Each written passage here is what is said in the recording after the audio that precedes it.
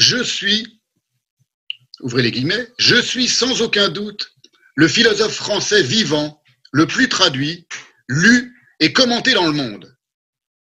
C'est ce qu'a affirmé un jour, sans craindre évidemment le ridicule, ce philosophe qui est un ubulosophe, ce roi ubu de la philosophie, que tout le monde aura reconnu comme étant Alain Badiou. Alors je passe sur le pathétique d'une telle vantardise de se revendiquer le philosophe français vivant, le plus traduit, lu et commenté dans le monde, quand on sait ce qu'est le lectorat contemporain et l'industrie du livre. Ce que Lacan ne nommait pas pour rien la poubellication. Il disait, c'était en 72 déjà, il y a une trop grande confusion en effet de nos jours entre ce qui fait public et ce qui fait poubelle. Et il appelait la publication la poubellication. Donc, vous voyez, il y a quelque chose d'un peu pathétique de se vanter d'être aussi publié, traduit, lu et commenté dans le monde.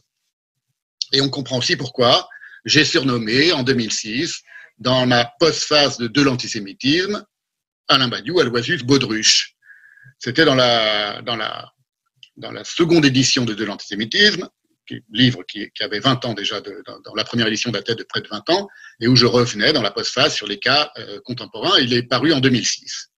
Et le prétexte de ces pages dans ma deuxième édition de l'antisémitisme, c'était la parution un an auparavant, en 2005, d'un recueil de Badiou, un recueil de différents textes de Badiou, intitulé, fait par Badiou évidemment, intitulé « Portée du mot juif ».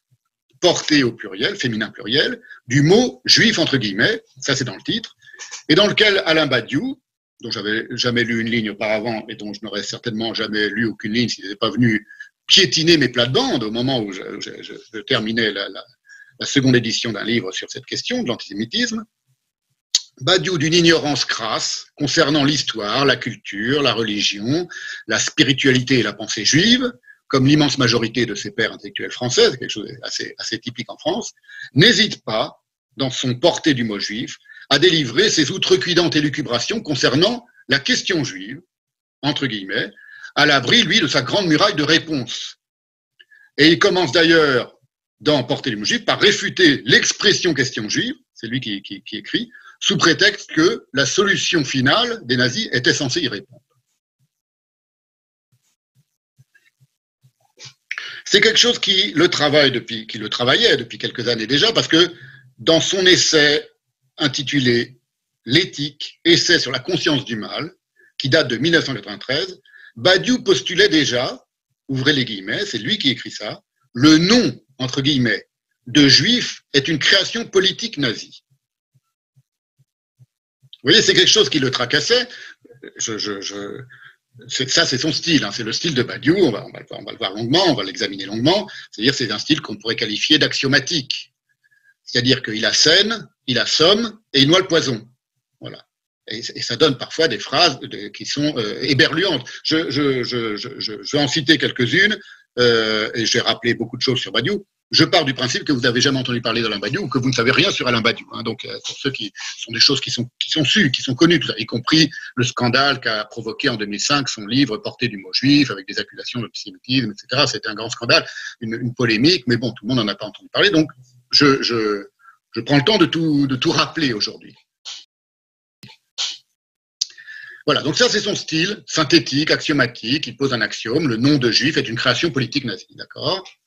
C'est le même homme, Alain Badiou, qui n'avait pas hésité à affirmer dans son grand œuvre, son magnum opus contre heideggerien, on va voir pourquoi je l'intitule de contre heideggerien, qu'il avait intitulé L'être et l'événement, sans majuscule, ni à être ni à événement, on verra pourquoi, qui était paru en 1908, donc son grand œuvre de philosophie et d'ontologie, où il se pose comme bâtissant quelque chose qui succède à toute la pensée de l'ontologie depuis Parménide jusqu'à Heidegger.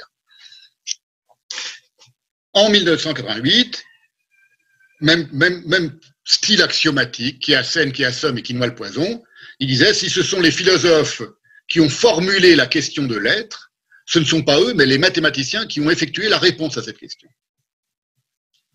On va voir tout ça, on va revenir sur tout ça en détail. Vous voyez, c'est pour juste vous montrer le style de Badiou. Hein. C'est un stalinien, il ne faut pas l'oublier, je vais le rappeler, je vais l'expliquer.